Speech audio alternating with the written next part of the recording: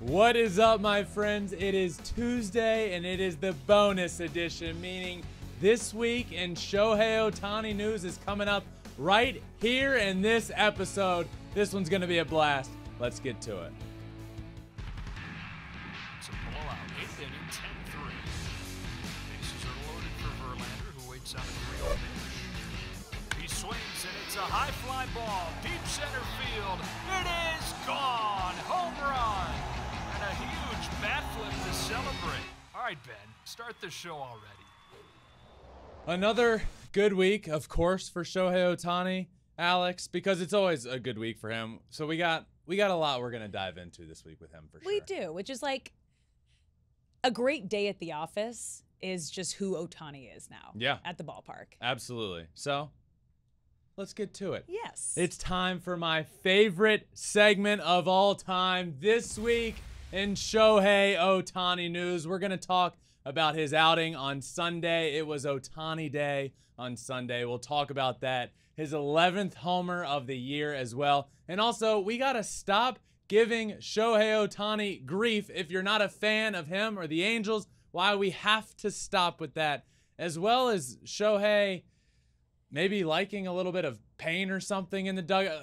It'll all make sense in just a little while. But let's start, Alex, with it being Ohtani Day on Sunday.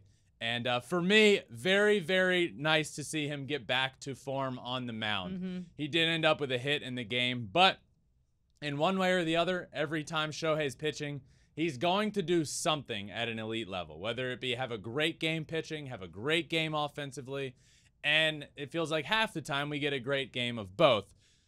This start on Sunday was a great pitching outing, which I think he desperately needed. His stuff has been there. I talked about this a good bit last week. The stuff is there. Strikeout numbers are high, through the roof. Batting average against is minimal. Nobody's getting hit off of him unless they're home runs, which has been happening at a higher level than usual, or he's walking guys and hitting guys and putting guys on base. This week, 6 innings pitched, 9 strikeouts, only 2 hits. He did walk 3. The Angels ended up winning the game. A great start for Shohei, but he did not end up getting the win on the mound. But a great start. Still a few more walks than I would like to see from Shohei, but found a way to pitch around him because he was striking everybody out. 9 strikeouts in 6 innings pitched. This is the outing I was waiting for from Shohei. Get back to what you do best, which is striking out guys, getting 6-7 innings into a game, and putting your team into a great position to win. And I was happy to see him, especially after last week, Alex, when we heard about some neck stiffness, soreness, and my head goes to, is Shohei going to miss a start? Is he going to be okay? Are we going to be good there? He makes his scheduled start, and he dominated on Sunday. I just love Ohtani on Sundays. It just feels right because the first couple years of his career, he was almost always pitching on a Sunday, so I was just used to Ohtani on Sundays. And then the last couple years now that he's not always pitching on Sundays, he hits a lot of home runs on Sundays. Yeah. So no matter what he's doing, whether he's at the plate or on the mound, Sundays just feel right with Shohei Ohtani. His ERA is now down to 3.05 on the season. That's fantastic. He is great. He's a top tier pitcher. He's a Cy Young caliber pitcher. And I just feel like when we talk Shohei, we just talk him up to, wow, he's a great two-way player. If Shohei stopped hitting tomorrow, he's one of the best pitchers in the league. It's truly unbelievable. 3.05. His strikeout rate is through the roof. And another great start on Sunday, including a hit. 1 for 3 at the plate. 9 strikeouts in the game a day after he hit his 11th home run on the season. Hits his 11th home run, a bomb, and then 1 day later strikes out 9. So offensively, good week. The power is there. He's hitting the ball well, almost 300 on the season. I think he's right around the 290 mark right now. And he became just the 3rd Japanese player to hit 10 or more home runs in 3 straight seasons. Elite territory there. Just the 3rd Japanese player in Major League Baseball history with 10 or more home runs in 3 straight seasons. remarkable. He's the unicorn. And it's hard because, like, the more we talk about it, obviously we talk about him a lot because we're both huge fans of what he's doing and how he's changing the game. But don't let that get lost in how incredible it is that he's doing and what he's doing and how great he is, not only for the game, but growing the game internationally and then just changing the game forever now. Absolutely. So I did, again, great on the mound on Sunday. Another good week, his 11th home run. And I tweeted about this on Sunday after he struck out his 9th guy. I said 9 strikeouts in 6 innings for Shohei Ohtani with the unicorn emote or emoji. And one of the responses led me to what I'm about to say. Somebody responded and basically said, I'm paraphrasing here, well, who cares? It was against the Twins, who are down 2 outfielders and have a second baseman on the IL right now. No biggie. And somebody actually called him out and said, like, why can't you just appreciate this? Which is the entire point that I want to bring up. If you find yourself ever talking about Shohei and saying, well, this isn't impressive because of X, Y, and Z. This was great, sure, but it's not as impressive because of X, Y, and Z. Or if you find yourself rooting for him because you have another favorite player in the league that you want to win these awards, don't do that either. Again, we got to appreciate things while it's happening. And I really do. He's one of the most likable athletes in all of sports. And I do believe he's one of the fan favorite Major League Baseball players. But for some reason, people just love to hate on greatness. And we've seen it forever in every sport. I mean, look at LeBron James. People love to hate on LeBron James. I don't get it.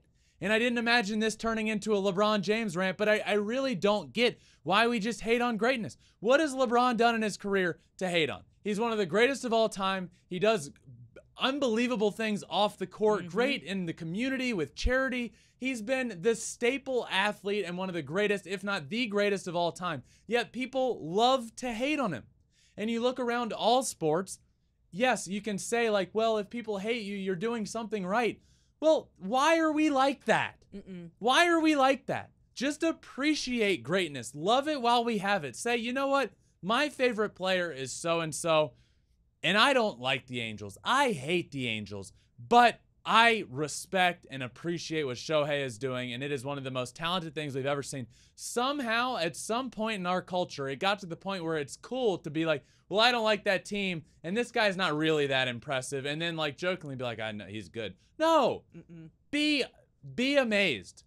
Just outwardly be amazed and allow yourself vocally to appreciate greatness while it's happening and not be on the bandwagon of just hating it for the sake of hating it. Don't do that. That's what I needed to say. No, I feel that. I vibe with that hard because obviously 2 of the players you just mentioned are on teams that I love. LeBron on the Lakers, Shohei Ohtani on the Angels, and I've been saying this for years. Appreciate greatness when it's right in front of your face. You're going to look back and just see. I feel like you're not going to fully appreciate the moment.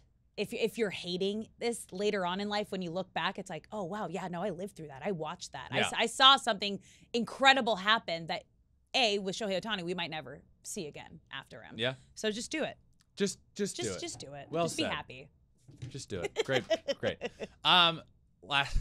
Alex, Yeah, I'm ready. I don't know if you've seen this, but it needed to at least be brought up. I think I've found Shohei's source of maybe a little extra motivation these days. That's what you're going to call it? Maybe. Okay. I don't know what to call it. I've now seen multiple videos of Shohei getting slapped in the dugout and asking to get slapped. And the first one I saw was a coach on the staff. They like walk down into the tunnel and the coach like looks around, Am I gonna get in trouble? Make sure he's not going to get in trouble, and then slaps Shohei on both cheeks. Yeah. And then another one in the dugout, obviously very playful and not very hard, but there's video, you can literally see him like pointing like, yeah, slap me.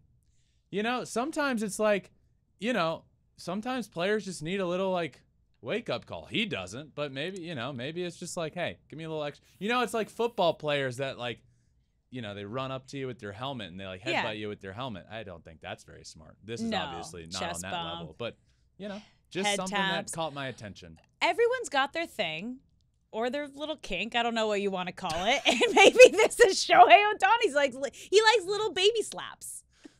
What? Yeah. Who knew? I don't know. Yeah. That's his thing. Yeah. Yeah. Good for you, Shohei. Good for him. Whatever makes you smile. Good for him because it makes us smile. It was watching it. just another fantastic week. Just another great week of Shohei. And that does it for this week in Shohei Ohtani news. And I'm sure, Alex, next week, we're going to be back here with plenty more to talk about. You met last week, 2 weeks ago. Mm-hmm. He broke a Babe Ruth record. Yep. This week, a third Japanese player in history to hit 10 or more homers in 3 straight seasons. You run out of adjectives for the guy, but we never run out of shows for the guy. And that is the beauty of having this segment this week in Shohei Ohtani News. Thank you all for listening to this Tuesday bonus edition of Flippin Bats. We will be back tomorrow with another episode. Of course, make sure you're subscribed and ready wherever you listen to your podcast, Apple, Spotify, wherever. We're also on all social media, Twitter, Instagram, Facebook, TikTok, and you can watch everything we do on YouTube at Flippin Bats Pod for all of them. Thank you all for listening. This has been another episode of Flippin Bats. Until tomorrow, peace.